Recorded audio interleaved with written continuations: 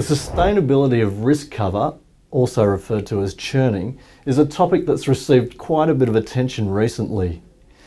The Association of Financial Advisors Chief Executive Brad Fox is with me today to discuss the issue. Welcome, Brad. Thanks, Darren.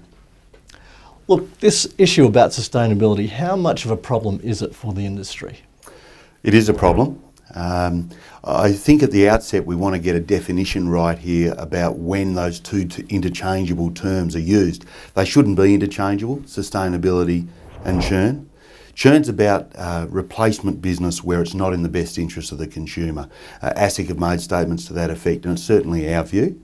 Sustainability is a much broader issue. Sustainability is about an increasing occurrence of early lapses being experienced by the insurers in Australia. And the basic tenor here is that insurance policies are being priced around about an average 7-year sustainability being in force.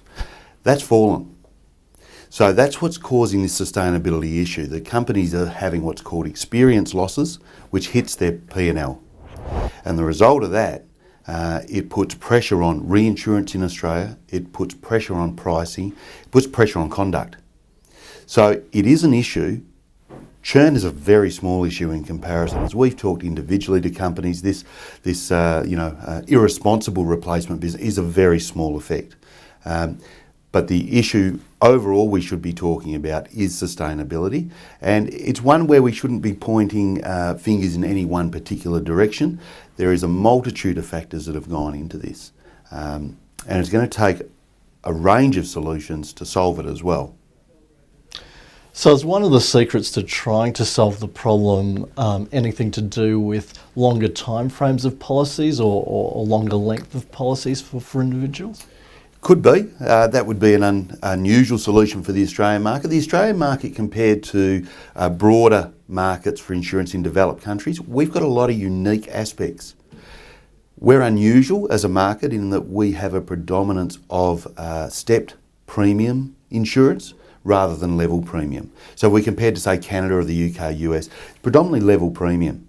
So that stepped nature, as we know, as it gets dearer anniversary upon anniversary, clients draw the straw at some point and say, come on, get me a better deal. So that's occurring here more than overseas.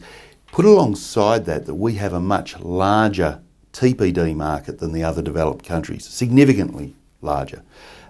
Again, placing us a little unique. And one of the things that's been coming through in the TPD space is that there's a lag on claims that's hovering around 9 quarters, so more than 2 years. So a lot of the pricing that's been going into products has been done in a black hole of data around claims experience. Why are these claims taking so long to surface? Lack of awareness that they've got cover, lack of awareness of what the cover means. As a consequence, some of these claims now are coming through, a lot of them, with lawyers attached. So again, there's so many ramifications of this that it's going to need some innovative solutions. I know we're probably going to talk about innovation. I'm sure you're going to ask about that. Whether policies need to be sold on multiple year tenures rather than annually renewable, it's an interesting thought. Okay, Brad, so you did just mention innovation. What sort of innovative steps are we talking about here to try and improve the situation? Yeah, look, it's going to need to be a different sort of innovation to the types of innovation we've predominantly seen over the last number of years, say up to 10 years. We've had an arms race in definitions.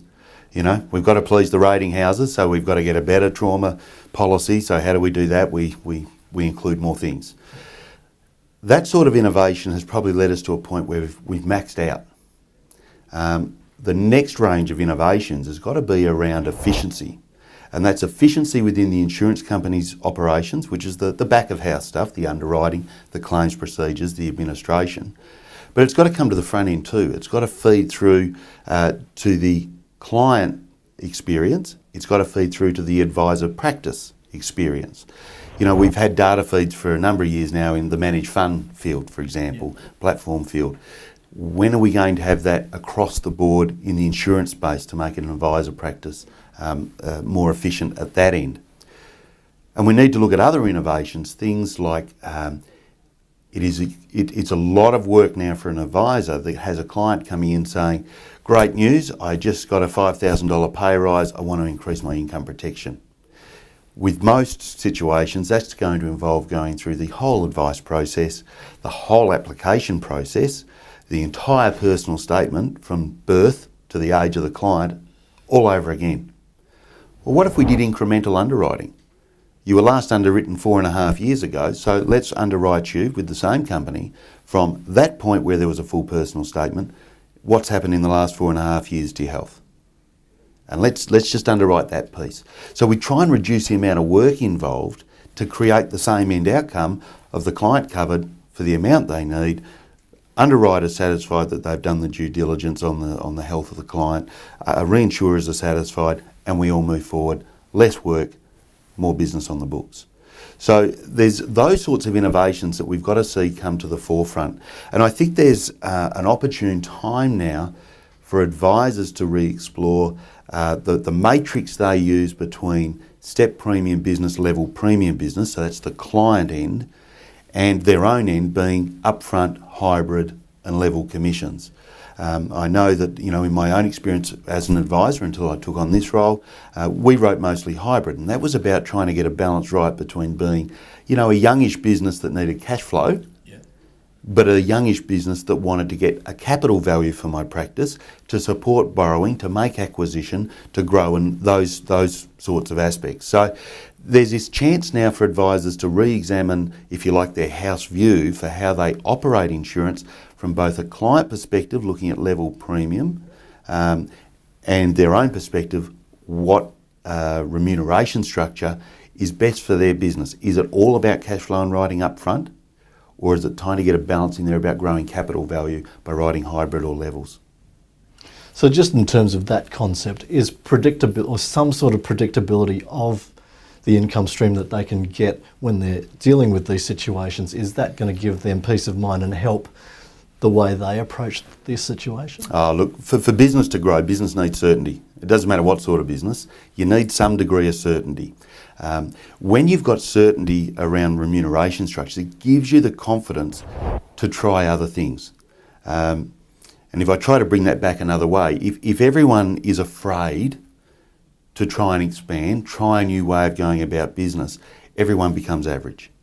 And average is rarely good enough in the long term.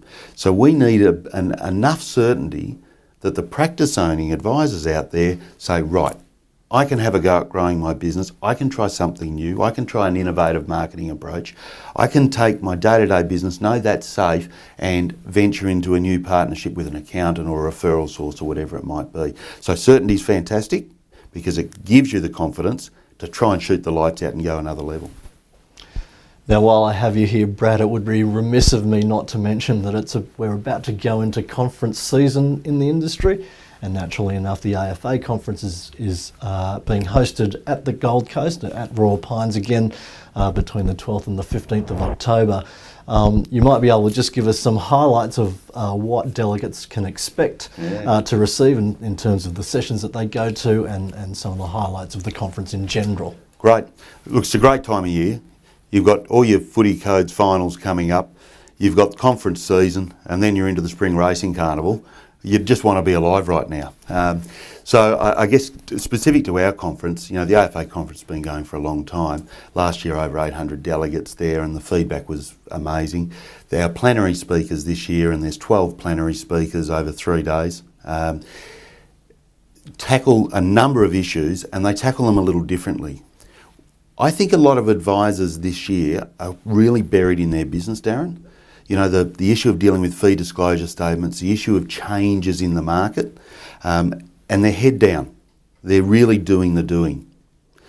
It is so important to find time to think and recalibrate your view of the future. That's what the conference offers. It's a chance to step out of your business, get immersed in a network of people that might have different views to you, and find space to think about what you should be doing next. And whether it's Ron Kaufman, who's a world champion in customer service delivery, who's doing a 2.5 hour session, to challenge some of the notions we have. I think that some advisors and advice practices may need reminding that primarily we are a customer service business. At the end of which there is advice in the process and there's product in the process, but we're first and foremost a customer service business. So Ron's going to take us through a journey around that as an example. Paul Roos is there, former premiership coach with the Sydney Swans and now the new coach of Melbourne Footy Club. Not that we knew that when we got Paul involved, but Paul talks about developing winning cultures that are around a commitment to your team through what he calls trademark behaviours. And it is such a transferable story straight to business life, and it's not a complex one. But it is spot on to what builds a great team. And in a practice, it's not just the advisor that matters. Your support staff probably spend more time talking to your clients than the advisor does. So this is about what are those trademark behaviours your team needs all the way through. We've got Mark Burris there, and you know Mark's track record of building recognisable brands that carry inherent value is a really good lesson for advice practices to think about as well. We've got Peter Kell from ASIC. We will have someone there representing the government. We're waiting to find out who that will be, probably Arthur Sinodinos. But this is about bringing the issues of the industry to life, but then giving frameworks in which to think about that, digest it, and decide how you're going to apply that in your business. All up, there's about 90 speakers between Meet the Professional sessions, the plenary, breakfasts, masterclasses. We've got a community event being held on the Saturday, which involves the Make-A-Wish Foundation, the AFA Foundation. There is ample opportunity to feed the area of interest that you have your thoughts challenged, and give you that space from your business to, if you like, get the helicopter view and recalibrate what it is that you think your business is going to need, not just in the next 3 months, but the next 3 years, 5 years. We are going through so much change at the moment, and I think too many people are underestimating how big that change is going to be.